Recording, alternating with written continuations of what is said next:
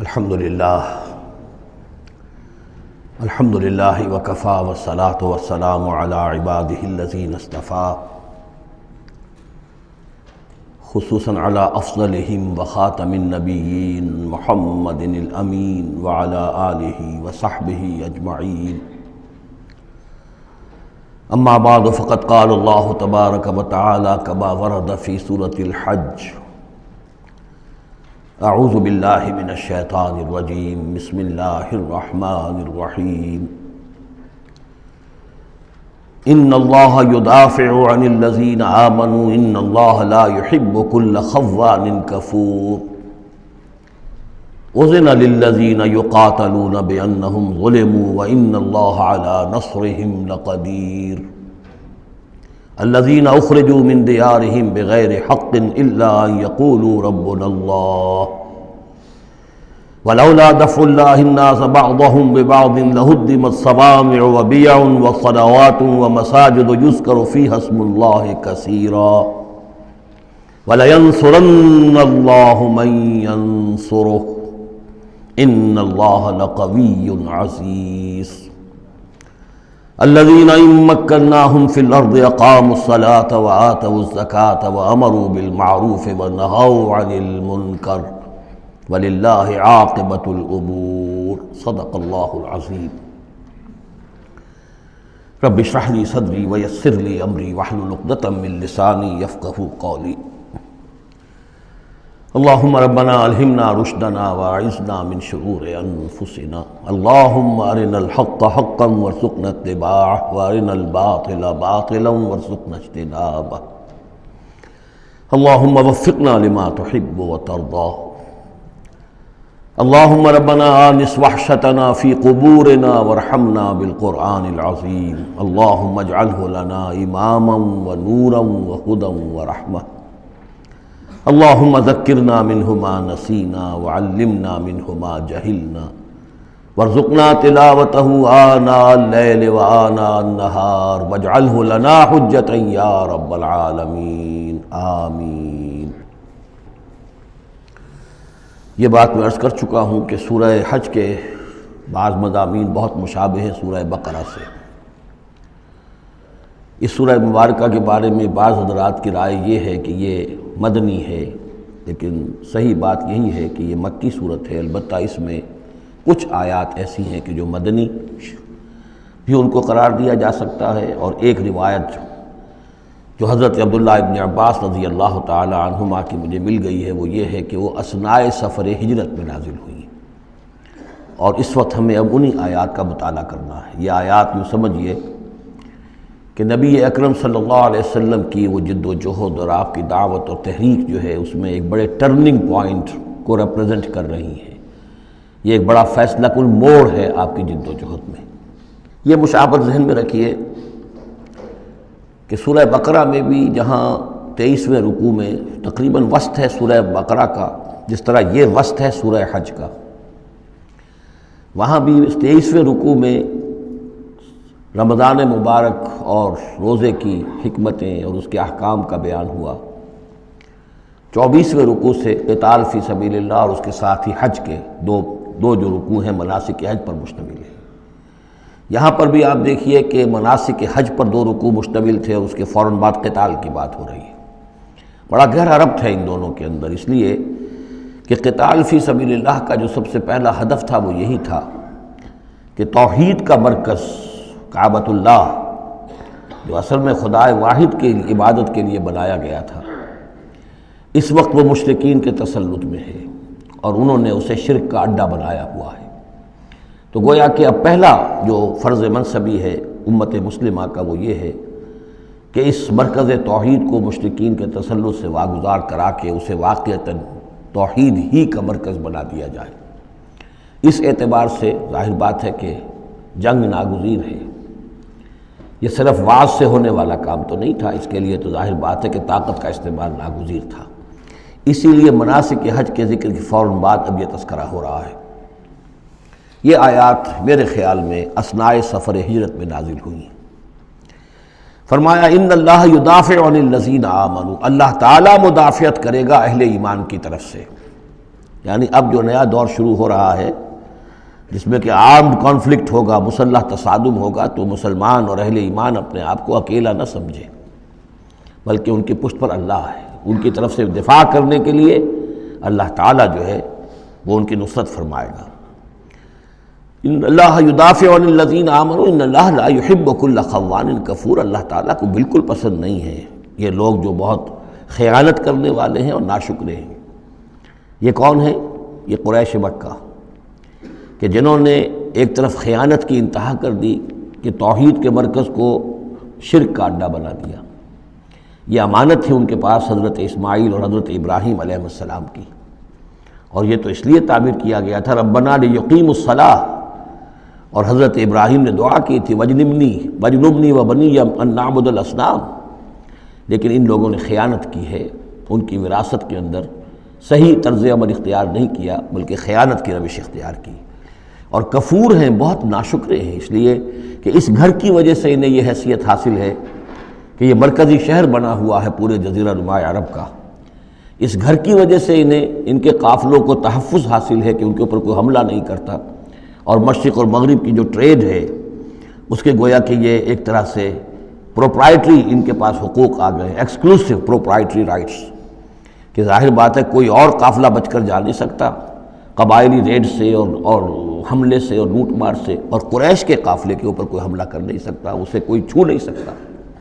تو اس گھر کی وجہ سے لإلاف قریش إِلَافِهِمْ رِحْلَةَ الشِّتَاءِ وَالصَّيْفِ فَلْيَعْبُدُوا رَبَّ هَذَا الْبَيْتِ، یہ جو ان کے قافلے سردیوں میں جاتے ہیں یمن کی طرف اور گرمیوں میں جاتے ہیں شام کی طرف، تو ان کو سمجھنا چاہیے کہ یہ ساری جو ان کی چلت پھرت ہے یہ تو اس گھر کے طفیل ہے، اس کی وجہ سے انہیں یہ پروٹیکشن حاصل ہے، اور انہوں نے ناشکری کی ہے۔ تو اذن للذین یقاتلون بانہم ظلموا، اب اجازت دی جا رہی ہے ان لوگوں کو جن پر کہ جنگ ٹھوس دی گئی ہے، یعنی جو صورتحال پیدا کر دی گئی ہے کہ انہیں گھروں سے نکال دیا گیا، ہجرت پر مجبور کر دیا گیا، انہیں ستایا گیا، سال ہا سال سے ان پر پرسیکیوشن ہو رہی ہے، ٹارچر کیا جا رہا ہے۔ ابھی تک تو اللہ تعالیٰ نے ان کو ہاتھ روکے رکھنے کا حکم دیا ہوا تھا، کفوا ایدیکم، چاہے وہ براہ راست وحی جلی کی شکل میں قرآن میں آیت نہیں آئی تھی، لیکن حضور کے ذریعے سے اللہ تعالیٰ کا یہ حکم لوگوں تک پہنچ چکا تھا، لیکن اب ان کے ہاتھ کھولے جا رہے ہیں۔ اذن للذین یقاتلون بانہم ظلموا، اب جو ان پر ظلم کیا گیا ہے اس کے سبب سے ان کو اجازت دی جا رہی ہے کہ اب وہ اینٹ کا جواب پتھر سے دے سکتے ہیں۔ وَإِنَّ اللَّهَ عَلَىٰ نَصْرِهِمْ لَقَدِيرٌ، اور دوبارہ پھر تاکید کے ساتھ کہہ دیا کہ ان کو اپنے آپ کو اکیلے نہ سمجھے، یقیناً اللہ تعالیٰ ان کی نصرت پر قادر ہے، ان کی مدد فرمائے گا۔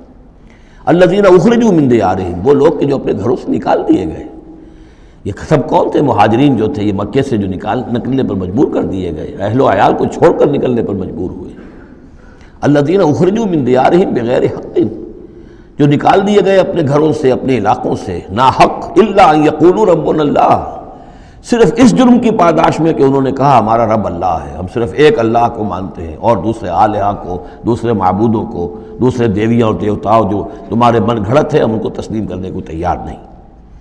وَلَوْلَا دَفْعُ اللَّهِ النَّاسَ بَعْضَهُمْ بِبَعْضٍ، اور اگر اللہ تعالیٰ بعض لوگوں کو بعض کے ذریعے سے دور نہ کرتا رہتا، یعنی زمین میں یہ مضمون آ چکا ہے، سورہ بقرہ کی آیت نمبر 251 میں بھی یہی مضمون آیا تھا، جب طالوت اور جالوت کی جنگ ہوئی تھی، اس کے بعد یہ بات آئی تھی کہ اللہ تعالیٰ وقتاً فوقتاً زمین کی صفائی کرتا رہتا ہے، کہ جو بڑے فاسد قسم کے لوگ ہوتے ہیں اور مفسد قسم کے لوگ ہوتے ہیں، فاسد کلچر ہوتا ہے، فاسد ثقافت ہو جاتی ہے، تو پھر کوئی نہ کوئی ایسی شکل ہوتی ہے کہ اللہ تعالیٰ ان کو ختم کر کے، ان کا استیصال کر کے، ان لوگوں کو کچھ لوگوں کے ذریعے سے دنیا سے نیست و نابود کر دیتا ہے۔ اگر ایسا نہ ہوتا رہتا، وہاں یہ الفاظ آئے تھے، اگر ایسا نہ ہوتا رہتا تو لفسدت الارض، زمین میں تو فساد ہی فساد ہوتا۔ پھر یہاں فرمایا وَلَوْلَا دَفْعُ اللَّهِ النَّاسَ بَعْضَهُمْ بِبَعْضٍ لَهُدِّمَتْ صَوَامِعُ وَبِيَعٌ وَصَلَوَاتٌ وَمَسَاجِدُ يُذْكَرُ فِيهَا اسْمُ اللَّهِ كَثِيرًا، تو ڈھا دیے جاتے سارے خانقاہیں اور تکیے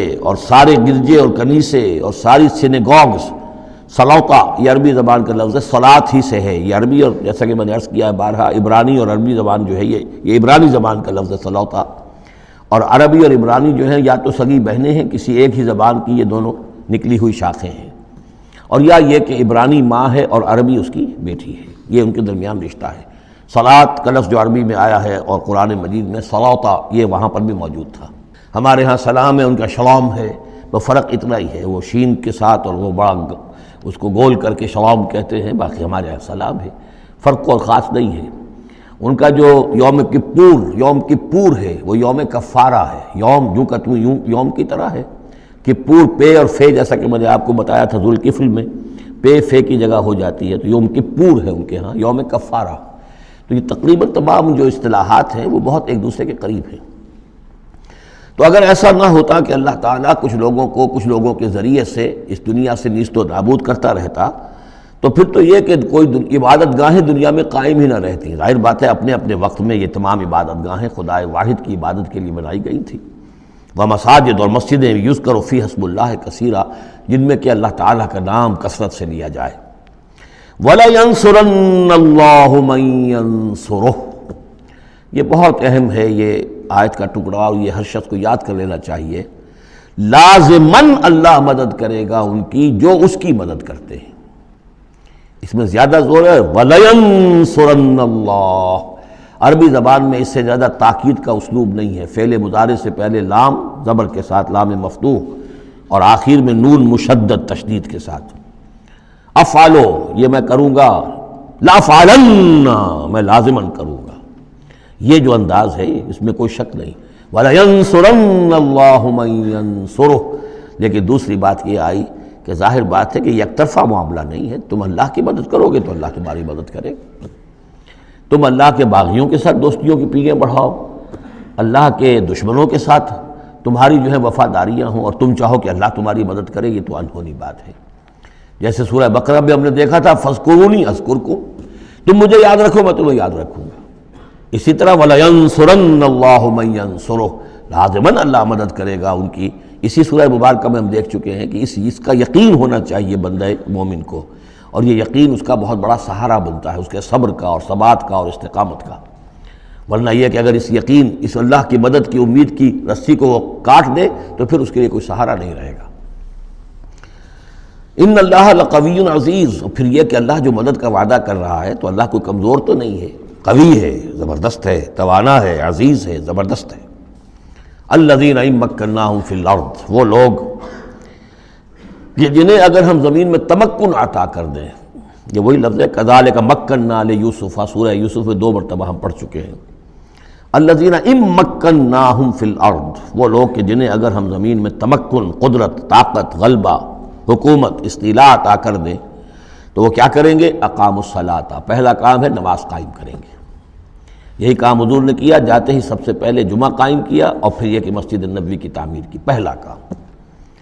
وآتوا الزکوٰۃ، زکوٰۃ ادا کریں گے، آتوا الزکوٰۃ، اور دیں زکوٰۃ، اقاموا الصلاۃ وآتوا الزکوٰۃ، اور دیں گے وہ زکوٰۃ، اور یہ کہ زکوٰۃ کا نظام قائم کیا جائے تاکہ جو بھی معاشرے کے اندر پسماندہ طبقے کے پاس جن کے ہاں احتیاج ہے ان کا بھی کفالت کا بندوبست ہے۔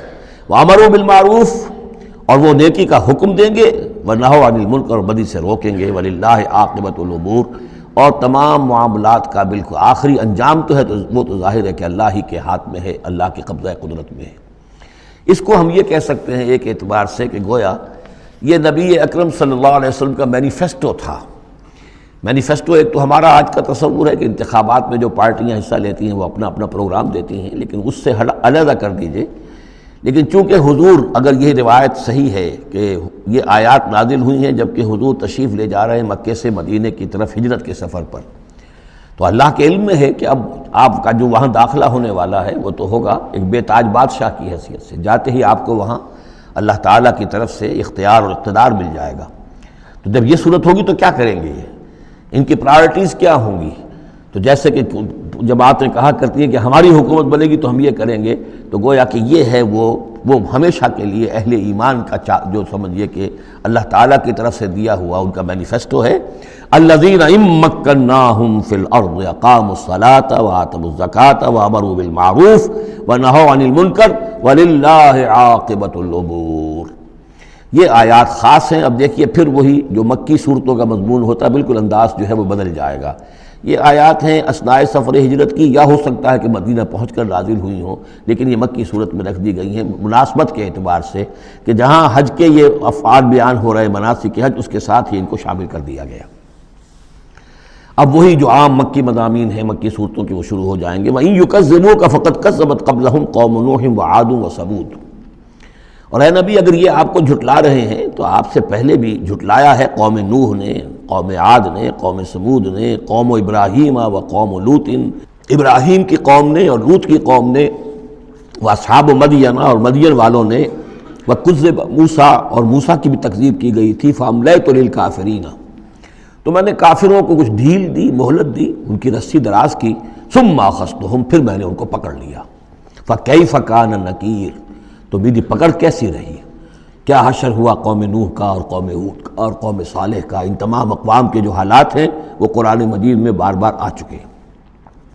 فَكَأَيٍّ مِّن قَرْيَةٍ أَهْلَكْنَاهَا، تو کتنی ہی ایسی بستیاں ہیں، آبادیاں ہیں جن کو ہم نے ہلاک کیا. وَهِيَ ظَالِمَةٌ، اور ہلاک یوں ہی نہیں کر دیا، وہ ظالم تھی، گناہ گار تھی، ان میں گناہ اتنا پھیل گیا تھا، شرک اور کفر کا اتنا دور دورہ ہو گیا تھا کہ گویا کہ وہ ایسے ہی تھا جیسے انسانی جسم کا کوئی حصہ اگر گل جائے تو اس کو کاٹ دینے ہی میں عافیت ہے، ورنہ پورے جسم کے لیے وہ چیز جو ہے وہ مضر ہوگی. ایمپوٹیشن ہو جاتی ہے، ہاتھ کا، آرم کا ایمپوٹیشن ہو گیا، پیر کا ایمپوٹیشن کر دیا گیا کہ اتنا گل سڑ گیا ہے کہ یہاں سے متعفن مواد جو ہے اگر خون میں جذب ہو کر پورے جسم میں جائے گا تو پوری جان جو ہے اس کی ہلاکت کا اندیشہ ہے. تو اللہ تعالیٰ اسی طریقے سے ان بستیوں کو کہ جو اس طریقے سے گندگی کا اور برائی کا اور معصیت کا اور سیئات کا مرکز بن چکی ہوں اور وہ پھوڑا بن چکی ہوں، پھر ان کے لیے یہی اللہ تعالیٰ کی طرف سے سرجیکل آپریشن ہوتا رہا ہے. فَكَأَيٍّ مِّن قَرْيَةٍ أَهْلَكْنَاهَا فَهِيَ ظَالِمَةٌ فَهِيَ خَاوِيَةٌ عَلَىٰ عُرُوشِهَا، وہ گری پڑی ہوئی ہیں اپنی چھتوں کے بل پر. وَبِئْرٍ مُعَطَّلَةٍ، کتنے ہی کنویں ہیں کہ جو اب بند پڑے ہوئے ہیں، بڑی محنت سے لوگوں نے اپنے اپنے زمانوں میں کھودے ہوں گے، ان سے پانی پینے والے لوگ ہوں گے یا جمگھٹے رہا کرتے ہوں گے لوگوں کے، اب معطل پڑے ہوئے ہیں. وَقَصْرٍ مَشِيدٍ، کتنے ہی محل ہیں جو ان میں بڑی گچکاری کی گئی ہے، بہت انہیں مضبوط بنایا گیا ہے. اب جاؤ الحمرا کو دیکھ لو، کبھی مسلمان حکومت کیا کرتے تھے، غرناطہ میں جاؤ اور دیکھو الحمرا محل کیسا ہے. جاؤ اور قرطبہ کی مسجد کو دیکھو کہ جہاں کوئی سجدہ کرنے والا نہیں ہے، کسی کو سجدے کی اجازت نہیں ہے. افلم یسیروا فی الارض، تو کیا یہ لوگ زمین میں گھومے پھرے نہیں ہیں. فتکون لہم قلوب یعقلون بہا، تو ہوتے ان کے دل جن سے یہ سمجھتے اور بات کو کی تہ تک پہنچتے. تو یہ جو لفظ قلب کے ساتھ عقل آیا ہے، اب اس کو اچھی طرح سمجھ لیجئے، چونکہ یہ بات میری تو آپ کے سامنے آ چکی ہے کہ میرے نزدیک انسان ایک مرکب وجود کا حامل ہے. اس کا ایک وجود حیوانی ہے، خالص حیوانی اور مکمل حیوان اور اعلیٰ ترین حیوان. انسان اعلیٰ ترین حیوان ہے، تمام حیوانوں میں سب سے افضل ہے، اور اس میں وہ ساری فیکلٹیز ہیں کہ جو حیوانات میں بھی ہوتی ہیں. لیکن اس کا ایک روحانی وجود ہے، وہ مکمل وجود ہے، انڈیپینڈنٹ ہے، بالکل اس حیوانی وجود سے ایک علیحدہ اور مستقل بذات وجود ہے. یہ دونوں کیسے جڑے ہوئے ہیں یہ ہم نہیں جانتے. وہ تو ہمیں یہ بھی معلوم نہیں کہ انسانی جسم میں جان کہاں ہے، کچھ پتہ نہیں. کہاں دل میں ہے کہیں ہے، تو دل تو بدل دیتے ہیں لوگ، پھر بھی وہ جان تو وہی کی وہی رہتی ہے. اب تو جو کچھ ہو رہا ہے آپ کو معلوم ہے، تو جان کہاں ہے، کس چیز سے متعلق، دماغ سے متعلق ہے، دل سے متعلق، کہاں سے متعلق. تو لائف ہی کو ہم نہیں جانتے، تو لائف سے آگے روح کا تعلق کس طور سے ہے ہم کیا جان سکتے ہیں. ہست رب الناس رابا جان الناس، اتصال بے تکیف بے قیاس. یہ متصل ہے، یہ جو روحانی وجود ہے اور حیوانی وجود ہے یہ متصل ہے، ملے ہوئے تو ہیں، لیکن یہ اتصال ایسا ہے بے تکیف بے قیاس، نہ اس کی کیفیت معلوم ہو سکتی ہے، نہ اس کو کسی اور چیز پر قیاس کیا جا سکتا ہے. لیکن ہے دو علیحدہ وجود. ایک وجود پہلے پیدا کیا گیا تھا، کما خلقناکم اول مرہ. دوسرا وجود اس عالم خلق کے اندر آتا ہے، اور ان میں سے ہر ایک کی، دونوں کی اپنی اپنی عقل ہے. روح کی اپنی عقل ہے، روح کی اپنی آنکھ ہے، روح کے اپنے کان ہیں، اور جسم کے حیوانی وجود کے اپنی آنکھیں ہیں، اپنے کان ہیں، اپنی عقل ہے. تو ان السمع والبصر والفؤاد، یہ حیوانی، یہ گویا کہ انسان کے جو حیوانی ذرائع علم ہیں وہ یہ ہیں جن کے بارے میں گفتگو سورہ بنی اسرائیل کی اس آیت کے حوالے سے میں تفصیلاً کر چکا ہوں. ان السمع والبصر والفؤاد کل اولئک کان عنہ مسئولا. لیکن انسان کے اندر جو یہ روح ہے یہ دیکھتی بھی ہے، یہ سنتی بھی ہے، اس کے اپنے کان ہیں، وہ غیر مرئی کان ہیں، غیر مرئی آنکھیں ہیں، لیکن اس کی اپنی عقل ہے. اب یہاں دیکھیے یہ دونوں چیزیں واضح ہو جائیں گی. فَتَكُونَ لَهُمْ قُلُوبٌ يَعْقِلُونَ بِهَا، تو ہوتے ان کے دل کہ جن سے یہ بات سمجھتے، او آذان يَسْمَعُونَ بِهَا، یا ہوتے کان جن سے یہ سنتے. فَإِنَّهَا لَا تَعْمَى الْأَبْصَارُ وَلَكِنْ تَعْمَى الْقُلُوبُ الَّتِي فِي الصُّدُورِ، اس لیے کہ آنکھیں اندھی نہیں ہوا کرتی، دل اندھے ہو جاتے ہیں جو سینوں کے اندر ہیں. یہ کون سا اندھاپا ہے؟ ابو جہل اندھا تھا کس اعتبار سے؟ ابو لہب اندھا تھا کس اعتبار سے؟ ولید بن مغیرہ اندھا تھا کس اعتبار سے؟ ان کی آنکھیں تو اندھی نہیں تھیں، ان کے دل اندھے ہو گئے تھے، ان کی روحیں اندھی ہو گئی تھی، ان کے اوپر اپنی دنیاوی اغراض، اپنی ضد، اپنی ہٹ دھرمی اور اپنے تکبر اور اپنے جو بھی ان کے اندر عصبیتیں تھیں، اس کی وجہ سے اس طریقے سے ان کے اوپر پٹیاں پڑ چکی تھی کہ وہ روح نہ دیکھتی تھی نہ سنتی تھی۔ تو یہ ہے اصل میں یہ معاملہ، فَإِنَّهَا لَا تَعْمَى الْأَبْصَارُ، ایک ہے آنکھیں اندھی، لیکن ہو سکتا ہے اس کا دل جو ہے وہ دوسروں سے کہیں زیادہ دیکھنے والا ہو، لیکن یہ کہ آنکھوں کا اندھا ہونا اتنا بڑی بات نہیں، اتنا دل کا اندھا ہونا۔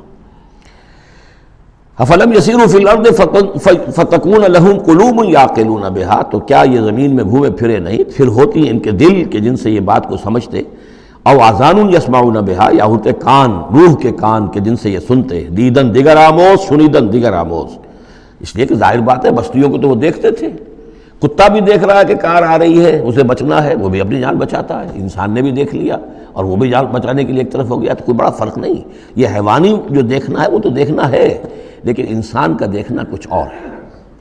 فَإِنَّهَا لَا تَعْمَى الْأَبْصَارُ وَلَكِنْ تَعْمَى الْقُلُوبُ الَّتِي فِي الصُّدُورِ، اس لیے کہ دل آنکھیں اندھے نہیں ہوا کرتی، بلکہ دل اندھے ہو جاتے ہیں جو سینوں کے اندر ہیں، اس لیے کہ روح کا مسکن قلب ہے، یہ ہم جانتے ہیں، روح کا مسکن قلب ہے، یہ ہم نہیں جانتے کہ کیسے، کس طرح۔ بہرحال دل کو آپ اگر کہیں کاٹیں گے پیٹیں گے تو کہیں وہ آپ کو اس میں روح نظر نہیں آئے گی، وہ غیر مرئی شے ہے، لیکن تعلق اس کا جو ہے وہ قلب انسانی کے ساتھ ہے۔ وَيَسْتَعْجِلُونَكَ بِالْعَذَابِ وَلَنْ يُخْلِفَ اللَّهُ وَعْدَهُ، اور یہ لوگ جلدی مچا رہے ہیں نبی آپ سے عذاب کی، اور اللہ تعالیٰ اپنے وعدے کی ہرگز خلاف ورزی نہیں کرے گا۔ وہ عذاب آئے گا، کس شکل میں آئے گا ابھی اللہ تعالیٰ نے اس کو چھپا کر رکھا ہوا ہے، کب آئے گا وہ بھی اللہ نے چھپایا ہوا ہے۔ وَإِنْ أَدْرِي أَقَرِيبٌ أَمْ بَعِيدٌ مَا تُوعَدُونَ، یہ ہم سورہ انبیاء میں پڑھائے ہیں کہ میں نہیں جانتا ہے نبی، آپ کہہ دیجئے قُلْ إِنْ أَدْرِي أَقَرِيبٌ أَمْ بَعِيدٌ مَا تُوعَدُونَ، کہ جس چیز کا تم سے وعدہ کیا جا رہا ہے، جس چیز کی دھمکی دی جا رہی ہے، وہ قریب آ چکی ہے یا دور ہے۔ وَإِنَّ يَوْمًا عِندَ رَبِّكَ كَأَلْفِ سَنَةٍ مِّمَّا تَعُدُّونَ، اور یقیناً ایک دن آپ کے رب کے نزدیک 1000 برس کا ہے اس حساب سے جو تم تعداد جانتے ہو۔ انسانی عام حساب سے جو 1000 برس ہے، دنیا کا ہمارا حساب سے وہ در حقیقت اللہ کا ایک دن ہے۔ یہ مضمون چونکہ قرآن مجید میں پھر سورہ سجدہ میں پھر آئے گا، 2 مرتبہ آیا، تو یہ مضمون یوں سمجھیے کہ یہ محکمات میں سے، یہ متشابہات میں سے نہیں ہے، بات بہت بالکل پختہ ہے اور واضح ہے۔ يُدَبِّرُ الْأَمْرَ مِنَ السَّمَاءِ إِلَى الْأَرْضِ ثُمَّ يَعْرُجُ إِلَيْهِ فِي يَوْمٍ كَانَ مِقْدَارُهُ أَلْفَ سَنَةٍ مِّمَّا تَعُدُّونَ، تو اللہ تعالیٰ کی جو تدبیر امر ہے، وہی جو 3 کام ابتدائی جو شاہ ولی اللہ دہلوی رحمۃ اللہ علیہ کی تصنیف حجت اللہ البالغہ کے حوالے سے میں بتا چکا ہوں، ابداع، خلق اور تدبیر تیسرا کام ہے۔ اس تیسرے کام کے ضمن میں اللہ کا جو بھی ایک نقشہ بنتا ہے اس کی مشیت کا، وہ 1000 سال کا ہوتا ہے ہمارے حساب سے، اس کا ایک دن ہے، وہ اس کی ایک پلاننگ ہو جاتی ہے، اس کے احکام جو ہیں وہ فرشتوں کے حوالے کر دیے جاتے ہیں، اس کی پھر ایگزیکیوشن ہوتی ہے، تو 1000 برس کی پلاننگ ہے ہمارے حساب سے، اللہ کے ہاں وہ ایک دن ہے۔ وَكَأَيٍّ مِّن قَرْيَةٍ أَمْلَيْتُ لَهَا، اور کتنی ہی بستیاں ایسی ہوئی ہیں کہ جنہیں ہم نے ڈھیل دی تھی، وَهِيَ ظَالِمَةٌ، لیکن وہ تھیں گناہ گار، ثُمَّ أَخَذْتُهَا، پھر میں نے ان کو پکڑ لیا، وَإِلَيَّ الْمَصِيرُ، اور میری ہی طرف لوٹ کر آنا ہے۔ قُلْ يَا أَيُّهَا النَّاسُ إِنَّمَا أَنَا لَكُمْ نَذِيرٌ مُّبِينٌ، کہہ دیجئے اے نبی، اے لوگو، میں ہوں ایک خبردار کرنے والا، صاف صاف تمہارے لیے خبردار کرنے والا آیا ہوں، ڈرانے والا آیا ہوں، بتا دینے والا ہوں کہ یہ مراحل زندگی کے آنے والے ہیں۔ فالذین آمنوا وعملوا الصالحات، جو لوگ ایمان لائیں اور نیک عمل کریں، لہم مغفرۃ ورزق کریم، ان کے لیے اللہ کی طرف سے مغفرت ہے، یہ میں بشارت دے رہا ہوں، اور رزق کریم، اور بہت ہی باعزت روزی ملے گی۔ والذین سعوا فی آیاتنا معاجزین، اور جو لوگ ہماری آیات کے بارے میں تگ و دو کریں گے کہ انہیں کسی طریقے سے فیل کر دیں، ناکام کر دیں، غیر مؤثر کر دیں، ان آیات کو پھیلنے نہ دیں، اولئک اصحاب الجحیم، تو یہ وہ لوگ ہیں کہ جو جہنم والے ہیں۔ وما ارسلنا من قبل کا، یہ کافی مشکل آیت ہے قرآن مجید کی جو اگلی آ رہی ہے، اور اس میں کافی قیل و قال ہے۔ وما ارسلنا من قبلک من رسول ولا نبی الا اذا تمنى القى الشیطان فی امنیتہ، اور نہیں بھیجا ہم نے آپ سے پہلے بھی کوئی رسول، اے نبی صلی اللہ علیہ وسلم، نہ کوئی رسول نہ نبی، الا اذا تمنا، مگر یہ کہ جب اس نے خود خیال باندھا، کوئی پلاننگ کی، کوئی نقشہ بنایا اپنے کام کا، ایک تو یہ کہ اللہ کی طرف سے ہدایت آ رہی کہ اب یہ کیجئے، اب یہ کیجئے، اب یہ کیجئے، ظاہر بات ہے کہ اس میں تو کسی خطا کا کوئی امکان ہی نہیں، وہی چاہے وہ وحی جلی ہو اور چاہے وحی خفی ہو، نبی کے لیے وحی جلی وحی خفی دونوں محفوظ ہیں۔ وحی خفی کے اندر بھی شیطان یا شیطانی قوتیں کوئی دراندازی نہیں کر سکتے، لیکن یہ کہ کبھی ایسا بھی ہوتا ہے کہ وحی کی طرف سے کوئی بات نہیں آئی ہے۔ ظاہر بات ہے کہ یہ نہیں سمجھنا چاہیے کہ نبی کی حیثیت بالکل ایسے ہے جیسے وہ کسی زمانے میں، آج کل تو شاید وہ معاملہ ختم ہو گیا، وہ تار جو جاتے تھے گٹ گٹ گٹ گٹ گٹ گٹ ہو رہی ہے، ادھر سے ہو رہی ہے ادھر سے وہ جو ہے مشین بول رہی ہے، تو بیچ میں تو مشین ہے، کچھ نہیں ہے۔ تو ایسا نہیں ہے کہ نبی کی اپنی کوئی شخصیت ہی نہ ہو، نبی کی اپنی کوئی سوچ ہی نہ ہو، نبی کی اپنی کوئی پلاننگ ہی نہ ہو۔ یہ تو عام انسان بھی دیکھیے، اگر کوئی آپ کو یہ کہے بس آپ کو تو جو کہا کرتے چلے جاؤ، تو آپ کہیں گے میری شخصیت، میری بھی کوئی سوچ ہے، میری بھی کوئی اس معاملے کے اندر مجھے بھی کوئی رائے جو ہے۔ تو نبی کا معاملہ یہ نہیں ہے کہ بس ہر لحظہ وہ اللہ کا حکم آ رہا ہے، نہیں، بلکہ یہ کہ ان کو ایک حکم دے دیا گیا، اس پر پھر وہ خود بھی سوچتے ہیں۔ تبلیغ کیجئے، جیسے حکم آیا انذر عشیرتک الاقربین، اب اپنے قریبی رشتہ داروں کو خبردار کیجئے۔ اب یہ کام نبی کا تھا کہ آپ نے حضرت علی کو حکم دیا کہ کھانے کا انتظام کرو، اور بنو ہاشم کے تمام مردوں کو آپ نے بلا لیا۔ یہ جو تدبیر ہے یہ یا محمد الرسول اللہ صلی اللہ علیہ وسلم کی، ان تدبیروں میں ایسا ہو سکتا ہے کہ کسی وقت کوئی خطا ہو جائے، کسی وقت کوئی بات جو ہے غلط بھی ہو جائے۔ یہ بات چونکہ اس کا ذاتی اجتہاد ہے، چنانچہ صحابہ کرام بھی یہ کرتے تھے۔ غزوہ بدر میں حضور نے جہاں حکم دیا تھا کیمپ لگانے کا، تو وہ جا کر بعض صحابہ پہنچ گئے کہ حضور دیکھیے اگر تو یہ وحی کے حکم کے تحت ہے، جو اللہ کا حکم ہے کہ یہاں کیمپ ہمارا ہونا چاہیے، سر تسلیم خم ہے۔ اگر یہ آپ کی ذاتی رائے ہے تو پھر ذرا اگر آپ اجازت دیں تو ہم کچھ اپنی رائے بھی پیش کریں۔ آپ نے فرمایا ہاں کہو۔ انہوں نے عرض کیا کہ ہمارے نزدیک جو تجربہ ہمیں جنگوں کا ہے، اس کی بنا پر ہم ہی سمجھتے ہیں کہ ہمارا جو پڑاؤ ہے، ہمارا کیمپ وہاں لگنا چاہیے، اس وادی کے اس گوشے میں۔ آپ نے فرمایا ٹھیک ہے، یہاں سے خیمے اٹھاؤ اور وہاں لگا دو۔ ظاہر بات ہے یہ تدبیر تھی ذاتی تھی محمد الرسول اللہ صلی اللہ علیہ وسلم کی۔ اس میں اختلاف کی صحابہ کو گنجائش ہے اور انہیں اپنی رائے پیش کرنے کا بھی موقع ہے۔ اگر یہ وہی سے ہوتا تو ظاہر بات ہے کہ پھر وہاں سے کوئی سوال پیدا نہیں ہوتا تھا کہ وہاں سے کیمپ اکھاڑا جائے۔ تو اس طرح کے معاملے میں خطا بھی ہو سکتی ہے، غلطی بھی ہو سکتی ہے، اور اس قسم کے معاملے میں کوئی در اندازی جو ہے شیطان کی طرف سے بھی ممکن ہے۔ اب یہ مسئلہ ایسا ہے کہ چونکہ عصمت انبیاء کے بارے میں جو بہت حساس، تمام اہل ایمان جو ہے بہت حساس ہیں، تو یہ آیت جو ہے تو یہ گویا کہ یوں سمجھیے کہ یہ حلق میں پھنس جاتی ہے، اس کو اس طریقے سے قبول کرنا بڑا مشکل ہے۔ تو تعویلیں بڑی دور راسکار بھی کی گئی ہیں، لیکن میرے نزدیک اس کی بالکل سیدھی سی بات ہے۔ یہاں تک کہ میں آپ کو واقعہ بتا چکا ہوں تعبیر نخل کا، کہ حضور نے مدینے میں جا کر کہا کہ یہ آرٹیفیشل پولینیشن وغیرہ کے لیے تم جو قریب کر دیتے ہو کھجور کے نر اور مادہ پھولوں کو قریب لے آتے ہو تاکہ فرٹیلائزیشن زیادہ ہو جائے اور پھر یہ کہ پھل زیادہ ہو جائے، نہ کرو تو کیا ہے، آپ کے بس یہ کہنے سے صحابہ نے نہیں کیا، لیکن یہ کہ فصل کم ہو گئی۔ اب انہوں نے ڈرتے ڈرتے عرض کیا کہ حضور آپ نے یہ فرمایا تھا، ہم نے نہیں کیا، تعبیر نخل اس سال ہم نے نہیں کی تھی، فصل کم ہو گئی ہے۔ فرمایا انتم عالم بامور دنیاکم، یہ معاملات تمہارے، میں یہ سکھانے تمہیں نہیں آیا، ایگریکلچر سکھانے نہیں آیا تمہیں میں تو آیا ہوں یہ ہدایت دینے کے لیے۔ جو ہدایت میں دوں، جو میری جو نبوت اور رسالت کا جو ایشو ہے، جو اس کا موضوع ہے، اس پر تمہیں میری ہر بات کو ماننا ہے، لیکن یہ جو تمہارے معاملات ہیں یہ تجرباتی معاملات ہیں۔ اب دیکھیے تجرباتی، چونکہ وہ تجربہ تھا انہیں، وہ کرتے تھے، زراعت کرتے تھے، اور انہیں یہ اندازہ ہو گیا تھا کہ ایسا ہو تو اس سے یہ کہ پھل زیادہ ہوتا ہے، تو تجربے پر تھا، اور تجربے ہی کی بنیاد پر سائنس ہے۔ پوری سائنس کیا ہے؟ ایکسپیریمنٹیشن ہے نا، اسی کے اوپر تو یہ سائنس ڈیولپ ہوئی ہے۔ ان چیزوں کو جو ہے وہ اس سے خارج سمجھیے، اس میں کوئی تعلق جو ہے دین کا اس سے نہیں ہے۔ انتم اعلم بامور دنیاکم، تم اپنے ان دنیاوی معاملات کو جو تجربے پر جس کا دار و مدار و نثار ہے مجھ سے بہتر جانتے ہیں۔ یہ حدیث ہے بخاری شریف کی، الحمدللہ اللہ تعالیٰ ان پر لاکھوں نعمتیں اور اپنی رحمتیں نازل فرمائے، یہ چیزیں محفوظ رہ گئی ہیں ہمارے لیے، تبھی تو ہمارے لیے کچھ کہنے کا اور بولنے کا موقع ہے۔ تو فرمایا انتم اعلم بامور دنیاکم۔ اسی طریقے کا مسئلہ یہ ہے، وما ارسلنا من قبلک من رسول ولا نبی الا اذا تمنا، جب وہ کوئی اپنی اسکیم بناتے ہیں، اپنی پلاننگ کرتے ہیں، القی الشیطان فی امنیتہ، تو شیطان ان کے خیال میں کچھ ڈال دیتا ہے۔ امنیہ کہتے ہیں تمنا، آرزو۔ اب دیکھیے آدمی سوچتا ہے یہ حسرہ ہو جانا چاہیے، یہ کام یوں ہونا چاہیے، مثلا جبکہ آپ نے دیکھا کہ مکہ مکرمہ میں تو میرا قیام ناممکن ہو گیا ہے، اس لیے کہ ابو طالب کے انتقال کے بعد وہ جو خاندانی ایک پروٹیکشن حاصل تھی بنو ہاشم کی، وہ ختم ہو گئی، اور اب خاندان بنی ہاشم کا سردار بھی ابو لہب ہو گیا ہے کہ جو بہت ہی سخت دشمن ہے ذاتی طور پر حضور کا۔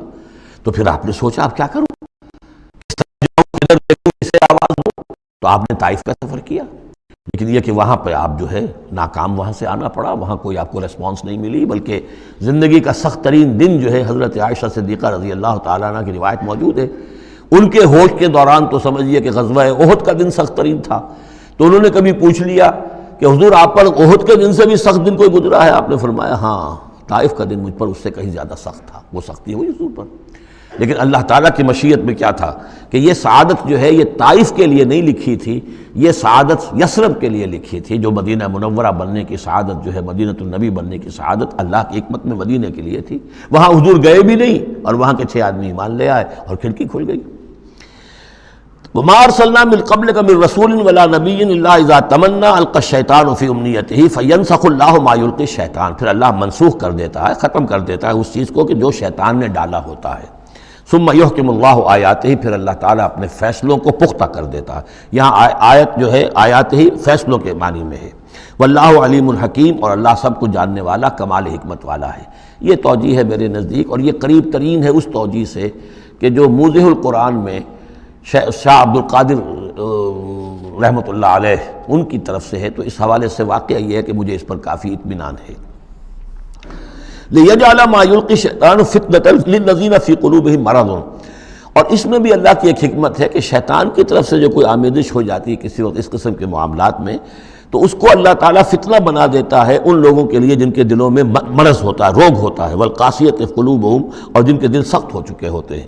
وَإِنَّ الظَّالِمِينَ لَفِي شِقَاقٍ بَعِيدٍ، اور یقیناً ظالم جو ہیں وہ تو یقیناً مخالفت میں اور دشمنی میں بہت دور جا چکے ہیں۔ وَلِيَعْلَمَ الَّذِينَ أُوتُوا الْعِلْمَ، اور یہ تاکہ جان لے وہ لوگ کہ جنہیں علم دیا گیا تھا، انہ الحق من ربک، کہ یہ سب حق ہے آپ کے رب کی طرف سے، پھر جو بھی آخری فیصلہ اللہ کا آتا ہے اس پر پورا انشراح ہو جاتا ہے۔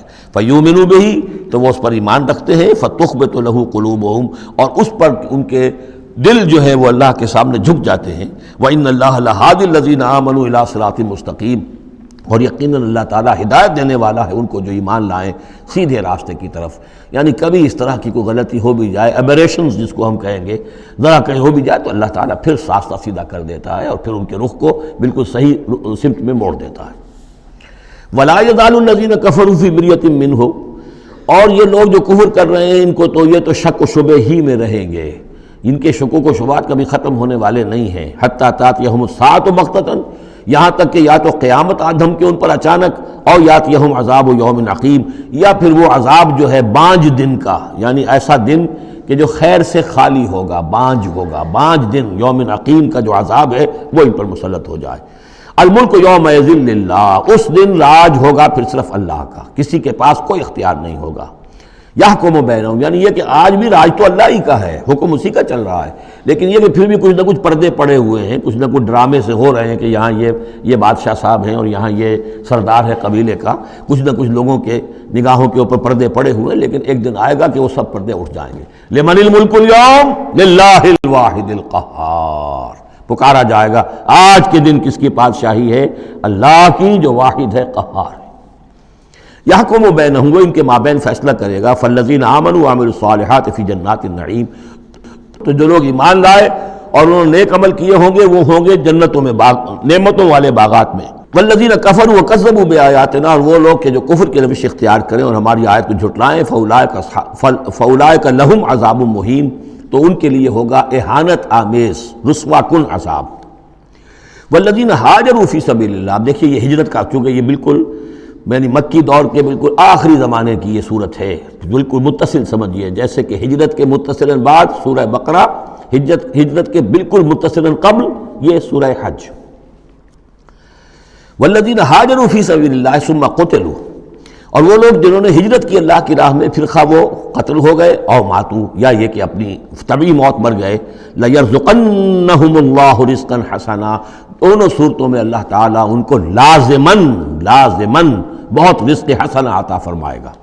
وَإِنَّ اللَّهَ لَهُوَ خَيْرُ الرَّازِقِينَ، اور یقیناً اللہ ہی ہے بہترین رزق دینے والا۔ لَيُدْخِلَنَّهُمْ مُدْخَلًا يَرْضَوْنَ، اور وہ لازماً داخل کرے گا انہیں ان جگہ ان مقامات پر کہ جن سے وہ راضی ہو جائیں گے۔ وَإِنَّ اللَّهَ لَعَلِيمٌ حَلِيمٌ، اللہ تعالیٰ یقیناً علیم ہے، سب کچھ جاننے والا، اور حلیم ہے، تحمل والا ہے۔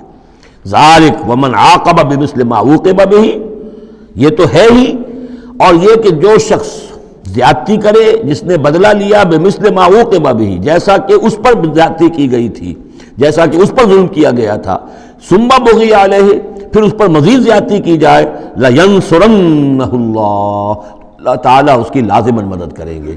یعنی جو زیادتیاں ہو چکی ہیں مسلمانوں پر، اب ان کا حق ہے کہ ان کا بدلہ لیں، پھر اگر ان کی طرف سے اضافی زیادتی اور ہوگی تو پھر اللہ تعالیٰ کی طرف سے ان کی مدد کا پختہ وعدہ ہے۔ ان اللہ لعفو غفور، یقیناً اللہ تعالیٰ عفو اور غفور ہے، معاف فرمانے والا، درگزر کرنے والا ہے۔ ذالک بان اللہ یولج اللیل فی النہار، اور یہ اس لیے ہے، یعنی یہ کہ اللہ تعالیٰ کا پورا یہ نظام کائنات کا اسی طرح چل رہا ہے، اسی عدل پر، انصاف پر۔ یہ نہ ہو تو جیسے کہ ابھی آیت آئی تھی کہ اگر ایک گروہ کو دوسرے گروہ کے ذریعے سے ہٹاتے نہ رہتے، نیست و نابود نہ کرتے رہتے، تو زمین میں فساد بچ جاتا۔ لَهُدِّمَتْ صَوَامِعُ وَبِيَعٌ وَصَلَوَاتٌ وَمَسَاجِدُ يُذْكَرُ فِيهَا اسْمُ اللَّهِ كَثِيرًا، اس طرح فرمایا کہ ہمارا ایک نظام ہے جو اس دنیا کا ہے، اس طرح کا ایک نظام جو ہے وہ آفاقی بھی ہے۔ ذَلِكَ بِأَنَّ اللَّهَ يُولِجُ اللَّيْلَ فِي النَّهَارِ، یہ اس لیے کہ اللہ تعالیٰ رات کو لے آتا ہے دن میں پروتا ہوا، وَيُولِجُ النَّهَارَ فِي اللَّيْلِ، اور دن کو لے آتا ہے رات میں پروتے ہوئے، وَأَنَّ اللَّهَ سَمِيعٌ بَصِيرٌ، اللہ سب کچھ سننے والا اور دیکھنے والا ہے۔ ذَلِكَ بِأَنَّ اللَّهَ هُوَ الْحَقُّ، یہ اس لیے کہ اللہ ہی حق ہے، ذات برحق، جس کا حق ہونا قطعی ہے، یقینی ہے۔ وَأَنَّ مَا يَدْعُونَ مِن دُونِهِ هُوَ الْبَاطِلُ، اور جس کو وہ پکار رہے ہیں اس کے سوا وہ سب باطل ہے، آدر ہوا ہے، ان کی کوئی حیثیت نہیں۔ وَأَنَّ اللَّهَ هُوَ الْعَلِيُّ الْكَبِيرُ، اور یہ کہ یقیناً اللہ تعالیٰ ہی ہے سب سے بلند و بالا اور سب سے بڑا۔ أَلَمْ تَرَ أَنَّ اللَّهَ أَنزَلَ مِنَ السَّمَاءِ مَاءً، کیا تم نے دیکھا نہیں کہ اللہ نے اتارا آسمان سے پانی، فَتُصْبِحُ الْأَرْضُ مُخْضَرَّةً، تو زمین سبز ہو جاتی ہے، سرسبزی، شادابی نظر آتی ہے۔ ان اللہ لطیف خبیر، یقیناً اللہ تعالیٰ بڑی ہی خفیہ تدبیریں کرنے والا اور ہر شے سے باخبر ہے۔ باریک بین بھی اس کے معنی ہے لطیف کے، اور خفیہ تدبیر کرنے والا۔ لہو ما فی السماوات و ما فی الارض، جو کچھ آسمانوں میں ہے وہ بھی اسی کا ہے، اور جو کچھ زمین میں ہے وہ بھی اسی کا ہے۔ وَإِنَّ اللَّهَ لَهُوَ الْغَنِيُّ الْحَمِيدُ، اور یقیناً اللہ تعالیٰ الغنی ہے، یعنی اسے کوئی احتیاج نہیں، الحمید ہے، اپنی ذات میں خود محمود ہے، ستودہ صفات ہے، اسے کسی حمد کی ضرورت نہیں۔ أَلَمْ تَرَ أَنَّ اللَّهَ سَخَّرَ لَكُم مَّا فِي الْأَرْضِ وَالْفُلْكَ تَجْرِي فِي الْبَحْرِ بِأَمْرِهِ، کیا تم نے دیکھا نہیں کہ اللہ تعالیٰ نے تمہارے لیے مسخر کر دیا ہے، تمہاری خدمت گزاری میں، تمہاری ضروریات کی بہم رسانی میں لگا دیا ہے ان سب چیزوں کو جو زمین میں ہے، والفلک، اور کشتی کو، تجری فی البحر بامرہ، جو چلتی ہے سمندر میں اور دریا میں اس کے حکم سے، ویمسک السماء ان تقع علی الارض، اور وہی ہے جو تھامے ہوئے آسمان کو کہ وہ گر نہ جائے زمین پر، الا باذنہ، مگر اس کے حکم سے۔ ان اللہ بالناس لرؤوف الرحیم، یقیناً اللہ تعالیٰ انسانوں کے حق میں بہت ہی شفیق ہے، نرمی کرنے والا ہے اور مہربان ہے۔ وَهُوَ الَّذِي أَحْيَاكُمْ، وہی ہے جس نے تمہیں زندہ کیا، یعنی پہلے تم مردہ تھے۔ سورہ بقرہ میں بھی آیت آپ دیکھ چکے ہیں، بالکل اس کے ہم وزن آ رہی ہے۔ کیف تکفرون باللہ وکنتم امواتا فاحیاکم ثم یمیتکم ثم یحییکم ثم الیہ ترجعون۔ اب یہاں صرف یہ کہ کنتم امواتا کے الفاظ کو دوبارہ نہیں لائے، هو الذی احیاکم ثم یمیتکم ثم یحییکم، تم مردہ تھے پھر تمہیں زندہ کیا، پھر تمہیں موت دے گا، پھر زندہ کرے گا۔ مردہ تھے یعنی یہ ہمارا وہ دور ہے جبکہ روحانی عالم ارواح میں ہم سے عہد لینے کے بعد ہمیں سلا دیا گیا، الست بربکم، اس کے بعد کسی کولڈ سٹوریج کے اندر تمام ارواح کو رکھ دیا گیا، وہ ہماری پہلی موت تھی، پہلی نیند تھی جو ہم سوئے رہے۔ اس کے بعد جاگے ہیں تو اس عالم خلق کے اندر کسی رحم مادر کے اندر وہ روح جو ہے وہ لا کر ایک جنین کے ساتھ جوڑ دی گئی، یہ ہمارا احیاء اول ہو گیا۔ اس کے بعد پھر یہاں ہم رہیں گے تو یہ زندگی ہے دوسری، اور اس کے بعد جب موت ہوگی تو احیاء یہ اماتہ ثانی ہو جائے گا، پھر اللہ اٹھائے گا بعد بعد الموت، وہ احیاء ثانی ہو جائے گا۔ یہ سورہ غافر میں مضمون آئے گا، اس کا کلائمیکس جو ہے سورہ غافر میں ہے۔ وَهُوَ الَّذِي أَحْيَاكُمْ ثُمَّ يُمِيتُكُمْ ثُمَّ يُحْيِيكُمْ إِنَّ الْإِنسَانَ لَكَفُورٌ، یقیناً انسان جو ہے وہ ناشکرا ہے۔ لِكُلِّ أُمَّةٍ جَعَلْنَا مَنْسَكًا هُمْ نَاسِكُوهُ، ہم نے ہر امت کے لیے ان کے قربانی کے طریقے، طور طریقے، عبادات کے آداب ہم نے مقرر کر دیے ہیں جو اس کی پیروی کرتے ہیں۔ فَلَا يُنَازِعُنَّكَ فِي الْأَمْرِ، تو انہیں آپ سے جھگڑنا نہیں چاہیے یعنی یہ کہ اگر یہود کے ہاں کوئی اور طریقے تھے قربانی کے، تو اور یہاں بنی اسماعیل کے لیے ہم نے کچھ اور مقرر کیے، مسلمانوں کو اب کچھ اور طریقے ہم بتا رہے ہیں، تو اس میں کوئی حرج نہیں ہے، اس میں جھگڑنے کی ضرورت بات نہیں۔ یہ پہلے پڑھ چکے ہیں اسی صورت میں کہ ہم نے ہر امت کے لیے منسک مقرر کیے ہیں۔ وَلِكُلِّ أُمَّةٍ جَعَلْنَا مَنسَكًا لِيَذْكُرُوا اسْمَ اللَّهِ عَلَىٰ مَا رَزَقَهُم مِّن بَهِيمَةِ الْأَنْعَامِ فَإِلَٰهُكُمْ إِلَٰهٌ وَاحِدٌ فَلَهُ أَسْلِمُوا وَبَشِّرِ الْمُخْبِتِينَ۔ تو ہر قوم کے لیے، ہر امت کے لیے اللہ تعالیٰ نے قربانی کے قواعد و ضوابط بنائے، تو وہ اس کی پیروی کرتے ہیں۔ فَلَا يُنَازِعُنَّكَ فِي الْأَمْرِ، تو انہیں جھگڑنا نہیں چاہیے نبی آپ سے اس معاملے میں۔ وَادْعُ إِلَىٰ رَبِّكَ، اور اپنے رب کی طرف آپ بلاتے رہیے۔ إِنَّكَ لَعَلَىٰ هُدًى مُسْتَقِيمٍ، یقیناً آپ تو ہدایت کے، سیدھی ہدایت کے راستے پر ہیں۔ وَإِن جَادَلُوكَ، اور اگر یہ آپ سے جھگڑے، فَقُلِ اللَّهُ أَعْلَمُ بِمَا تَعْمَلُونَ، تو کہیے بھئی اللہ کو بہتر معلوم ہے جو آپ کر رہے ہیں، میں جو سمجھتا ہوں حق ہے، جو حق میرے پاس آئے میں اس کی پیروی کر رہا ہوں۔ آپ اگر اپنی جگہ سمجھتے ہیں کہ آپ زیادہ حق پر ہیں تو ٹھیک ہے، آپ جانیں، آپ کا رب جانے۔ اللہ یحکم بینکم یوم القیامہ، اللہ فیصلہ کر دے گا تمہارے مابین قیامت کے دن، فیما کنتم فیہ تختلفون، ان تمام چیزوں کے بارے میں جس میں تم اختلاف کرتے رہے تھے۔ الم تعلم ان اللہ یعلم ما فی السماء والارض، کیا تم جانتے نہیں کہ اللہ تعالیٰ جانتا ہے جو کچھ کہ ہے آسمان میں اور زمین میں۔ ان فی ذالک کتاب، اور یہ ایک کتاب میں لکھا ہوا ہے، یہ وہی ام الکتاب ہے، وہی اللہ تعالیٰ کے علم قدیم کی کتاب ہے۔ ان ذالک علی اللہ یسیر، اور یہ چیز اللہ پر بہت آسان ہے، تمہیں مشکل معلوم ہوتا ہے۔ وَيَعْبُدُونَ مِن دُونِ اللَّهِ مَا لَمْ يُنَزِّلْ بِهِ سُلْطَانًا، اور وہ پوج رہے ہیں، پرستش کر رہے ہیں اللہ کے سوا ایسی چیزوں کی جس کے لیے کہ اللہ نے کوئی سند نہیں اتاری۔ یعنی اللہ کو تو ہم بھی مانتے ہیں، وہ بھی مانتے ہیں، اب اضافی جس کو وہ مانگ رہے ہیں تو اللہ کی طرف سے کوئی سند ہونی چاہیے ان کے لیے، تب تو درست ہے۔ اگر اللہ کی طرف سے سند نہیں ہے تو وہ بے بنیاد ہے۔ وَمَا لَيْسَ لَهُم بِهِ علم، نہ صرف کہ کوئی سند نہیں ہے، کوئی علم بھی نہیں ہے، کوئی معقول بات ہو، کوئی دلیل ہو، کوئی بنیاد ہو، کوئی منطق کے اندر، کوئی عقل کے اندر، بالکل بے بنیاد بات ہے۔ وَمَا لِلظَّالِمِينَ مِن نَصِيرٍ، ایسے ظالموں کا کوئی مددگار نہیں ہوگا۔ وَإِذَا تُتْلَىٰ عَلَيْهِمْ آيَاتُنَا بَيِّنَاتٍ، اور جب ان کو سنائی جاتی ہیں پڑھ کر ہماری آیات بینات، تَعْرِفُ فِي وُجُوهِ الَّذِينَ كَفَرُوا الْمُنكَرَ، تو تم دیکھتے ہو کہ ان کافروں کے چہروں کے اندر سخت ناگواری کے آثار پیدا ہو جاتے ہیں، بجائے اس کے کہ وہ اللہ کی آیات سن کر ان کے دل کھل اٹھیں، ان کے اندر خوشی کی کیفیت پیدا ہو، انبساط پیدا ہو۔ ہمارے رب کا کلام ہے، تعرف فی وجوہ الذین کفروا المنکر، تم دیکھتے ہو بڑی ناگواری کے آثار ہیں۔ یکادون یسطون بالذین یتلون علیہم آیاتنا، ان قریب ہوتا ہے کہ پل پڑیں گے، وہ حملہ آور ہو جائیں گے، کبوٹی کر دیں گے ان کی جو انہیں ہماری آیات پڑھ کر سنا رہے ہیں۔ قل افانبئکم بشر من ذالکم، ان سے کہیے تو کیا میں تمہیں بتاؤں جس قدر تمہیں ناگواری اس وقت ہو رہی ہے، تم پر بڑی سختی بیت رہی ہے اللہ کی آیات جو تمہیں سنائی جا رہی ہیں، کیا اس سے بھی زیادہ بری بات کون سی ہے بتاؤں؟ النار، وہ آگ جس کے کہ تم مستحق ہو رہے ہو اپنے اس کفر اور انکار کی وجہ سے۔ وعدہ اللہ الذین کفروا، اللہ نے وعدہ کیا ہے اس آگ کا کافروں سے، وبئس المصیر، وہ بہت ہی برا ٹھکانہ ہے۔ اب جو یہ آخری رکوع آ رہا ہے سورہ مبارکہ کا، اس کے ترجمے سے پہلے مجھے تھوڑی سی تمہیداً کچھ بات عرض کرنی ہے۔ یہ جو ایک دعوت رجوع القرآن کی ایک تحریک ہم نے شروع کی، اور الحمدللہ کہ میں اس میں اپنی زندگی کے لگ بھگ 35 برس اب صرف کر چکا ہوں، اور اسی کے پھر کوکھ سے تنظیم اسلامی اور تحریک خلافت نے جنم لیا ہے۔ اس دعوت رجوع القرآن کی جو بنیاد ہے اور جس کو کہ میں نے ذریعہ بنایا ہے قرآن مجید سے لوگوں کو متعارف کرانے کا، اور قرآن مجید کے ذریعے سے دین کے جامع تصور کو لوگوں کے سامنے پیش کرنے کا، اور قرآن مجید کے ذریعے سے دین کی طرف سے جو بنیادی فرائض ہم پر عائد ہوتے ہیں اس کا ایک جامع تصور دینے کا جو میں نے کام کیا ہے، اس کے لیے ذریعہ میں نے بنایا ہے ایک منتخب نصاب کو، مطالعہ قرآن حکیم کا منتخب نصاب۔ یہ جو منتخب نصاب ہے یہ تقریباً کل قرآن کے 1/15 حجم کے اندر، یوں سمجھیے کہ 2 پاروں کے لگ بھگ ہے، مائنس پلس کم و بیش 2 پارے ہوں گے۔ تو اس میں ان آیات کو لیا گیا ہے کہ جن میں ایک تو یہ کہ دین کا جامع تصور بہت مختصر الفاظ میں سامنے آ جائے، اور جو فرائض دینی ہیں جس کا کہ ہم سے باز پرس ہونی ہے، جس کے بارے میں پوچھ گچھ ہونی ہے، تو اس کا صحیح تصور ہمیں معلوم ہے۔ کوئی نماز روزہ یہ تو فرض ہے، سب جانتے ہیں، اس کے علاوہ بھی کوئی چیز فرض ہے، کسی چیز کے بارے میں ہم مسئول ہیں، ذمہ داری ہماری ہے یا نہیں ہے۔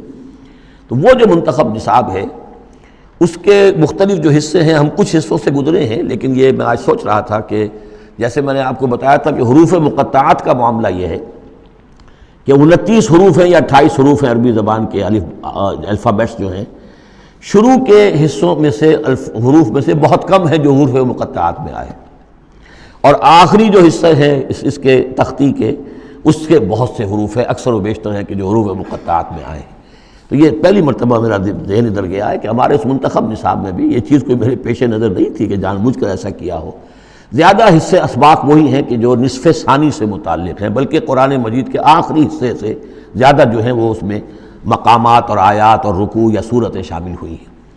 لیکن اس وقت اس کا تعارف میں یہ کرا رہا ہوں کہ اس کا ایک بڑا مرکزی درس ہے کہ جو اگلی جو یہ رکوع آ رہا ہے جو 6 آیات پر مشتمل ہے، یہ اس کا بڑا مرکزی درس ہے۔ یہ جو میرا منتخب نصاب ہے اس کے 6 حصے ہیں۔ نقطہ آغاز ہے سورۃ العصر، والعصر ان الانسان لفی خسر الا الذین آمنوا وعملوا الصالحات وتواصوا بالحق وتواصوا بالصبر۔ مختصر ترین صورت، جامع ترین صورت، کہ انسان کی نجات کے یہ 4 لوازم ہیں: ایمان، عمل صالح، تواصی بالحق، تواصی بالصبر۔ پھر 3 اور مقامات ہم نے اس میں ایسے ہی جامع مقامات جس میں یہ چاروں چیزیں تقریباً بیان ہوئی ہیں وہ شامل کر کے وہ پہلا حصہ ہو گیا۔ اس کا ایک درس ہم گزر چکے ہیں سورہ بقرہ میں، آیت البر، اس کا درس نمبر 2 ہے۔ لیس البر ان تولوا وجوہکم قبل المشرق والمغرب۔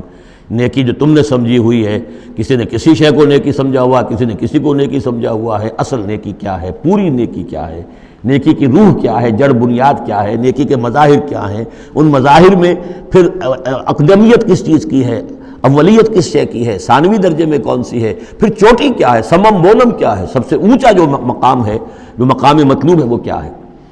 اسی طریقے سے پھر اس کا دوسرا حصہ جو ہے اس منتخب نصاب کا، اس میں کچھ ایمان سے متعلق مباحث ہیں۔ ایمان کن چیزوں کا نام ہے، کیسے ایمان وجود میں آتا ہے، تو اس میں سورہ فاتحہ بھی ہے، وہ بھی ہم پڑھ چکے ہیں، اور پھر سورہ آل عمران کا جو آخری رکوع کی آیات تھیں، ان فی خلق السماوات والارض واختلاف اللیل والنہار یہ بھی جو ہے لآیات لأولی الالباب۔ پھر یہ کہ ایک اور سبق اس کا وہ ہے جو اگلی جو صورت آج ہی ہم پڑھیں گے انشاءاللہ، سورہ نور کا جو 5واں رکوع ہے وہ بھی اس کا ایک سبق ہے۔ آج کے ہمارے اس حصے میں اصل میں 3 اسباق آ رہے ہیں کہ جو اس منتخب نصاب کے، اسی لیے میں نے مناسب سمجھا کہ اس منتخب نصاب کا آپ سے تعارف کرا دوں۔ پھر یہ تیسرا حصہ اس کا جو ہے وہ اعمال صالحہ، عمل صالح کی تفصیل کیا ہے، انفرادی سطح پر کیا عمل ہونا چاہیے، اجتماعی سطح پر کیا ہونا چاہیے، معاشرتی سطح پہ کیسے ہونا چاہیے، ریاستی سطح پر کیا ہونا چاہیے۔ تو اس میں خاص طور پہ معاشرتی سطح سے متعلق وہ سورہ بنی اسرائیل کے 2 رکوع ہم پڑھ چکے ہیں جو 15ویں پارے میں آئے، سورہ بنی اسرائیل میں 3 اور 4 رکوع، جو میں نے عرض کیا تھا کہ یہ 10 کمانڈمنٹس جو ہیں تورات کے، وہ گیا کہ ان کی یہ تعبیر ہے، قرآن مجید کی تشریح یہ ہے ان کی۔ تو اس طریقے سے یہ درس جو ہمارا وہ چلتا ہوا، پھر آخر تک اب جو حصے آئیں گے میں بر وقت آپ کو بتاتا جاؤں گا، لیکن یہ درس جو ہے یہ بھی در حقیقت اس کے تیسرے حصے کا آخری یا چوتھے حصے کا پہلا درس ہے، بالکل مرکزی جگہ، 3 حصے ادھر 3 حصے ادھر۔ یہ اس اعتبار سے جامع ترین مقام ہے قرآن کا کہ قرآن کی دعوت کو 2 حصوں میں تقسیم کر کے بیان کیا گیا۔ ایک قرآن کی دعوت عمومی ہے، ہر انسان، کل نوع بشر کے لیے، اس لیے کہ حضور کی بعثت تمام انسانوں کے لیے ہے۔ ہر انسان کسے باشد، چاہے شمال کا ہو، جنوب کا ہو، مشرق کا ہو، مغرب کا ہو، کالا ہو، گورا ہو، پیلا ہو، نیلا ہو، کوئی ہو، سب کے لیے کیا دعوت ہے قرآن کی، قرآن کیا کہتا ہے، کوئی ہے یا نہیں۔ پہلے درجے میں تو دعوت عمومی، الی کافۃ الناس۔ دوسرے درجے میں دعوت خصوصی، یہ کن کے لیے ہے؟ جو ماننے کا اعلان کرے۔ پہلی دعوت دعوت ایمان ہے، مانو اللہ کو، مانو رسول کو، مانو آخرت کو، مانو بعث بعد الموت کو، مانو جنت کو، مانو دوزخ کو، یہ ہے عام۔ جو یہ مانتے ہی نہیں، اب ان سے کوئی اور کلام نہیں، ان سے ہم کیسے کہیں گے نماز پڑھو اور روزہ رکھو، وہ اللہ کو نہیں مانتے، قرآن کو نہیں مانتے، نبی کو نہیں مانتے۔ تو دعوت ایمان ہے، دعوت عام قرآن مجید۔ اور پھر جو ایمان کا دعویٰ کریں، اب ان سے خطاب ہے کہ اب جگر تھام کے بیٹھو، میری باری آئی، جب تم نے مان لیا ہے تو ماننے کا یہ تقاضا پورا کرنا پڑے گا۔ اب وہ دعوت عمل ہوگی، یہ کرو اور یہ کرو اور یہ کرو اور یہ کرو۔ تو دعوت ایمان یہاں پر اور پھر دعوت عمل، ان کو علیحدہ علیحدہ سے جو ہے اللہ تعالیٰ نے ان 6 آیات کے اندر بیان کر دیا۔ یا ایھا الناس، اب دیکھیے دعوت عمومی کا خطاب ہے، یا ایھا الناس، 4 آیتوں اس کے تابع ہیں، اور آخری 2 آیتوں میں پھر آئے گا یا ایھا الذین آمنوا، پھر وہ اہل ایمان سے جو ایمان کا دعویٰ کریں، مان لیں کہ ہاں ہم نے مانا۔ یا ایھا الناس ضرب مثل فاستمعوا لہ، ایک مثال بیان کی جاتی ہے، ذرا توجہ سے سنو۔ ان الذین تدعون من دون اللہ لن یخلقوا ذبابا ولو اجتمعوا لہ، یقیناً وہ معبود جنہیں تم پکار رہے ہو اللہ کے سوا، یہ بت تمہارے چونکہ جو مخاطب اولین تھے وہ بت پرست تھے، لن یخلقوا ذبابا، یہ تو اس پر بھی قادر نہیں ہے کہ مکھی تک کو پیدا کر سکے، ولو اجتمعوا لہ، یہ جو کعبے میں رکھے ہوئے 360 کے 360 بت مل جل کر بھی ایک مکھی پیدا کرنا چاہے تو نہیں کر سکتے۔ سامنے کی بات تھی، تو صرف شعور دلانا تھا، جیسے حضرت ابراہیم نے بھی ان بتوں کو توڑ کے ذرا انہیں آمادہ کر دیا ایک دفعہ کہ وہ اپنے گریبانوں میں جھانکیں ضرور، ایک دفعہ حقیقت ان پر منکشف ہو گئی۔ اسی طرح یہ مثال دی جا رہی ہے، وَإِن يَسْلُبْهُمُ الذُّبَابُ شَيْئًا، اور یہ تو بات بہت دور کی ہے کہ وہ مکھی کو پیدا کرے، مکھی ان سے کوئی چیز چھین کر لے جائے، ان کے سامنے حلوے مانڈے رکھتے ہو مکھیاں بھنبھناتی ہیں، وہ تو مکھیاں بھی اڑا نہیں سکتے۔ إِن يَسْلُبْهُمُ الذُّبَابُ شَيْئًا لَا يَسْتَنقِذُوهُ مِنْهُ، تو اسے واپس چھین نہیں سکتے، حاصل نہیں کر سکتے۔ ضعف الطالب والمطلوب، بہت کمزور ہے طالب بھی اور مطلوب بھی۔ یہ ان تین الفاظ میں قرآن مجید کا توحید کا جو عملی لب لباب ہے وہ آ گیا ہے۔ انسان جو ہے، جو بھی کسی بھی درجے میں باشعور انسان ہے، اس کا کوئی نہ کوئی آئیڈیل ہے، آدرش ہے، کوئی نصب العین ہے، جس کے لیے وہ بھاگ دوڑ کرتا ہے، محنت کرتا ہے دن رات۔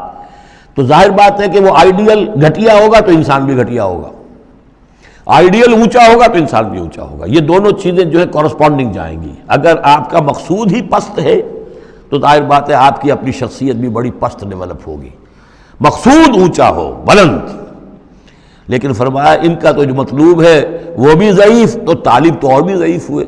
جن کا مطلوب وہ بنے ہوئے ہیں کہ جو مکھی تک نہیں اڑا سکتے، تو طالبوں کا کیا حل ہوگا؟ قیاس کن سے گلستان من بہار مرا۔ لیکن یہ وہی مضمون ہے جو سورہ بقرہ میں آ چکا ہے۔ وَمِنَ النَّاسِ مَن يَتَّخِذُ مِن دُونِ اللَّهِ أَندَادًا يُحِبُّونَهُمْ كَحُبِّ اللَّهِ، لوگوں میں سے کچھ ایسے ہیں جو اللہ کے مد مقابل بنا کر کچھ اور چیزوں سے محبت شروع کر دیتے جیسے کہ اللہ سے محبت کرنی چاہیے تھی۔ اصل میں تو انسان کو بنایا گیا کہ لا محبوب الا اللہ، لا مقصود الا اللہ، لا مطلوب الا اللہ، مطلوب اللہ کے سوا کوئی نہ رہے، باقی ذرائع ہیں۔ زندہ رہنے کے لیے روٹی کھانی ہے، محنت کرنی ہے، ہل چلانا ہے، ذرائع ہے، مطلوب نہیں ہے۔ نہ کھیتی مطلوب ہے، نہ دکان مطلوب ہے، نہ پروفیشن مطلوب ہے، نہ ڈاکٹری، نہ انجینئرنگ، کوئی شے مطلوب نہیں۔ نہ دنیا مطلوب ہے، نہ اولاد مطلوب ہے، مطلوب صرف اللہ۔ یہ ہے توحید کا لب لباب، لا مطلوب الا اللہ، لا مقصود الا اللہ، لا محبوب الا اللہ۔ لیکن جو لوگ یہاں تک نہیں پہنچ سکتے، جیسے جس شخص کو بہت سخت بھوک لگی ہو، اگر اچھی چیز کھانے کو نہیں ملے گی تو برے میں بھی منہ مارے گا۔ اگر ان کا ذہن وہاں تک نہیں پہنچا، اگر ان کے ذہن کی پستی کا یہ عالم ہے کہ اللہ کی معرفت حاصل نہیں کر سکے، اللہ ان کا محبوب اور مطلوب و مقصود اصلی نہ بن سکا، تو کسی اور کو اللہ کی جگہ رکھ کر اور وہ پوجنا شروع کر دیتے ہیں۔ کوئی آئیڈیلی ہے، کوئی وطن ہے، کوئی قوم ہے، اور کچھ نہیں تو میرا اپنا نفس ہے، اپنے ہی حسن کا دیوانہ بنا پھرتا ہوں، اپنی ہی حریم ذات کے گرد طواف ہو رہا ہے۔